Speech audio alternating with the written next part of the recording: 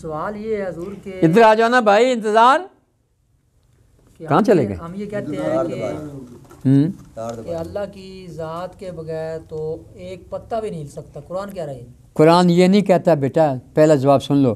قرآن یہ کہتا ہے کہ کوئی پتا زمین پر نہیں گرتا جس کا علم اللہ کو نہ ہو۔ آپ بتائیے، یہ کہنا کہ اللہ کے حکم کے بغیر نہیں گرتا، یہ کہاں لکھا ہے؟ اللہ کے حکم سے بندہ شراب پیتا ہے، اللہ کے حکم سے بندہ زنا کرتا ہے، اللہ کے حکم سے جھوٹ بولتا ہے، یہ کیسی بات ہے یار؟ اللہ کا امر روح ہے، روح نہ اچھائی کرتی ہے نہ برائی کرتی ہے، نفس اچھائی برائی کرتا ہے۔ اللہ کہتا ہے کوئی پتا ایسا نہیں قرآن پاک میں ہے کہ جب زمین پر گرتا ہے اس کا علم اللہ کو نہ ہو، وہ علم الہی میں ہے۔ آگے سوال کریں۔ تو انسان جو بھی حرکت کرتا ہے اللہ کے علم میں تو ہے نا؟ ہاں بالکل علم میں ہے، کون کہتا نہیں ہے؟ آپ زنا کریں گے اس کے علم میں ہے، آپ تہجد پڑھیں گے اس کے علم میں ہے، ماں کے پاؤں چوم لیں گے اس کے علم میں ہے، ماں کو دھکے دیں گے اس کے علم میں ہے۔ ہمیں راستہ بتا دیا گیا بھی، یہ راستہ قرآن پاک بتا دیا گیا، ذالک الکتاب لا ریب فیہ، یہ وہ کتاب ہے، عالمینی کتاب ہے۔ قرآن کائنات کے سب سے بڑی سائنس کی کتاب ہے۔ تو اس کا مطلب ہے انسان کا اختیار پھر کتنا اختیار اتنا ہی ہے نا، آپ ایک ٹانگ اٹھا سکتا ہے دوسرا نہیں۔ آپ ایک ٹانگ اٹھا سکتے ہیں نا، دوسری اٹھا کے دکھائیں۔ تو آپ یہ فرما رہے ہیں کہ جب انسان کو اللہ نے دے دیا ہے، اختیار دے دیا، ارادہ کر دیا ہے، تو ارادے کا تو بھی انسان کو جب دے دیا اختیار، ارادے تو مکمل اختیار ہیں پھر تو۔ دیکھیے، آنکھ آپ کو دی ہے نا، اس کا کام کیا ہے؟ دیکھنا ہے۔ اللہ نے اس کو ڈیوٹی لگائی دیکھنا، ٹھیک ہے؟ اب کیا دیکھنا ہے یہ نبی پاک علیہ السلام نے بتایا، یہ دیکھنا ہے یہ نہیں دیکھنا۔ کسی غیر محرم لڑکی کو، بیٹی کو، بچی کو دیکھو گے، یہ بھی تو دیکھنا ہے۔ اپنی بیوی کو، ماں کو، بھانجی بھتیجی کو دیکھو گے، یہ بھی دیکھنا ہے نا۔ تو فرق ہے نا کہ کیا دیکھنا ہے کیا نہیں دیکھنا ہے، آپ کو بتا دیا گیا۔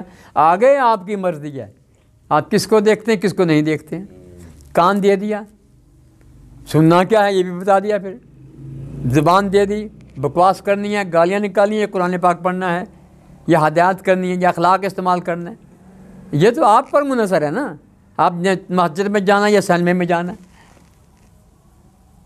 افعال کے آپ ذمہ دار ہیں، ارادے کے آپ ذمہ دار ہیں۔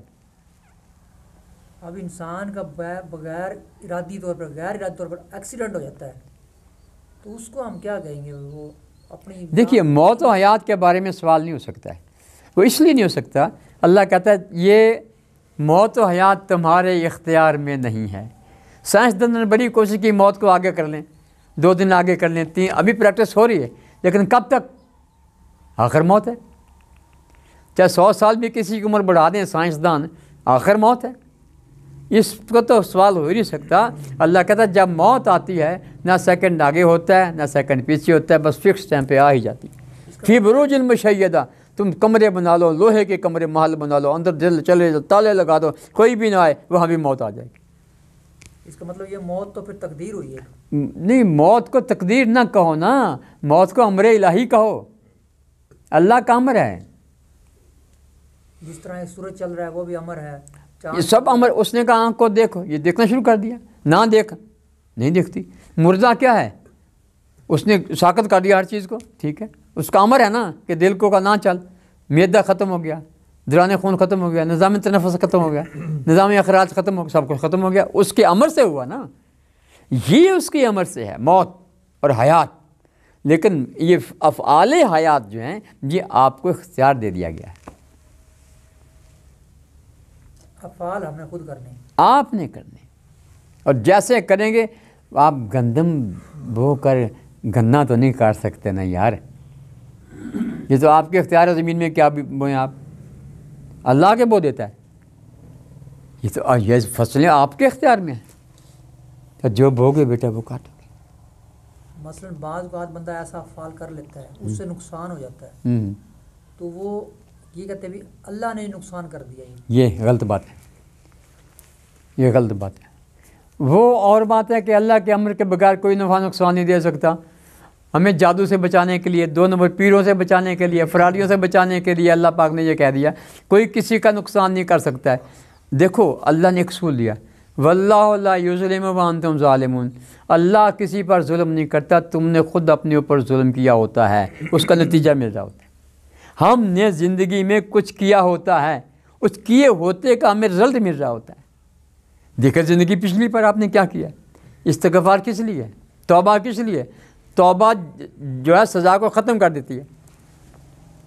آپ نے کوئی فعل ایسا کر بھی لیا ہے تو توبہ کریں، اس کی رد عمل ختم ہو جائے گا۔ سچے دل کی پیری مریدی کیا ہے؟ توبہ کا نام پیری مریدی ہے، اور پیری مریدی فرض ہے قرآن پاک کی روح سے۔ اور یہ عام یہ تو پیری مریدی بدل گئی ہے نا، دنیا بدل گئی کہ زمانہ بدل گیا، ساقی ہونا کہ تیرا میخانہ بدل گیا۔ لاکھوں لوگ پیروں کے پاس ہوتے ہیں، یہاں تک 10-15 بندے بیٹھے ہیں۔ کیا وجہ ہے؟ صحابہ کرام نے بھی پیری مریدی حضور کی، بالکل بیعت تو کی، اور تو صحابہ قرآن پاک میں صحابیہ سے بیعت کی حضور نے، بیعت کی حضور نے، تم زنا نہیں کرو گی، تم برائی نہیں کرو گی، تم عیب نہیں کرو گی، یہ بیعت کیا ہے۔ اور ید اللہ فوق ایدیہم، حبیب بیعت کا مرتبہ اتنا بڑا ہے، نماز کا اتنا بڑا مرتبہ نہیں ہے، روزے کا نہیں ہے، حج کا نہیں ہے، زکوٰۃ کا نہیں ہے، جتنا مرید ہونے کا مرتبہ ہے کہ وہ اللہ کے ہاتھ پہ بیعت کر رہے ہیں، اللہ کے۔ اس کے بعد نماز میں راج ہے، اس کے بعد روزہ عظیم ہے، اس کے بعد حج بھی عظیم ہے۔ بیعت پہلے ہے، لیکن کس کی بیعت ہو وہ بتا دیا گیا۔ میں کہا کرتا ہوں 4 میمیں مضبوطی سے پکڑ لو، ایک مولا کی میم ہے، ایک سیدنا مولانا محمد صلی اللہ علیہ وسلم کی میم ہے، ایک ماں کی میم ہے، ایک مرشد کی میم ہے۔ یہ مرشد قرآن پاک میں لفظ ہے۔ 3 میمیں میں کوئی ڈاؤٹ نہیں ہے، مولا مولا ہے، ہاں حضور حضور ہیں، محمد صلی اللہ علیہ وسلم ہے، ماں ماں ہے، کوئی ڈاؤٹ نہیں۔ مرشد میں ڈاؤٹ ہے کہ مرشد 2 نمبر نہ ہو، 7 نمبر نہ ہو، مرشد 1 نمبر ہو، بس پھر تو کیا بات۔ 1 نمبر کے پاس آتے بہت کم ہے نا، وہی آئے گا جو 1 نمبر ہوگا۔ تو جو کہتے ہیں کہ انبیاء کرام معصوم ہیں، ہاں تو انبیاء کرام مثلا ایوب علیہ السلام یا مختلف جو کسی کے جسم پہ کیڑے وغیرہ پڑ گئے، یہ وہ اس طرح، یہ سب غلط ہے۔ نبوت کے جسم پہ کیڑا نہیں پڑ سکتا، نبی تو کیڑے نکالنے آتے، نبی کا جسم بے عیب ہوتا ہے۔ اللہ نے یہ نہیں کہا قرآن شریف میں، یار جو قرآن شریف روایات کی بات یہ ہے، کوئی روایت قرآن پاک کے مطابق ہے تو صحیح ہے، وگرنہ غلط ہے۔ قرآن کہتا ہے ایوب علیہ السلام نے یہ کہا کہ مجھے نقصان نے چھو لیا ہے، مسنی در، یہ لفظ ہے، چھو لیا نقصان نے، نقصان نے۔ اب نقصان کیا ہوتا ہے؟ تعریف در کی تعریف کرنی چاہیے عربی میں، کیا ہے؟ نبوت کا جسم تو سبحان اللہ جی، وہ پتہ ہوتا ہے کہ انبیاء کے ساتھ کیا ہوتا ہے۔ دیکھو میں ہوں نا، میں سیڑھی چڑھوں گا تھک جاؤں گا، لمبا سفر کروں گا میں تھک جاؤں گا، یہ تھکاوٹ عیب نہیں ہوتی ہے۔ انبیاء سفر کرتے کرتے بعض کا تھک جاتے ہیں، تھکاوٹ کو دور کہا جاتا ہے۔ ہاں انبیاء کا سفر بہت لمبا ہوتا ہے نا، لیکن یہ تو کمال ہمارے رسول اللہ کا کمال ہے، اتنا لمبا سفر کیا 1 سیکنڈ میں تھکے نہیں۔ سبحان اللہ سبحان اللہ۔ ہاں یہ ہے، انبیاء کے ساتھ کوئی ایسی چیز نہیں منسوب کرنی چاہیے، ان کو یہ ہو گیا ان کو وہ نہیں، یعنی اللہ کہتا ہے انبیاء کی اللہ کے نزدیک بڑی عزت ہے۔ قرآن شریف میں یہ لفظ ہے۔ صحیح۔ اللہ اپنے نبیوں کو کیا اللہ کہتا ہے؟ اپنے بندوں کو میں رسوا نہیں کرتا، جب میرے انبیاء کے غلام ہیں ان کو میں رسوا نہیں کرتا ہوں۔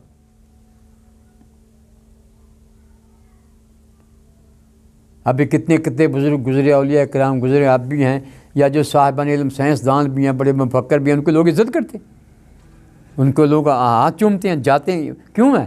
اللہ پاک اپنے بندوں کی عزت رکھتا ہے، ایسا ہی بندہ ہو اللہ کا۔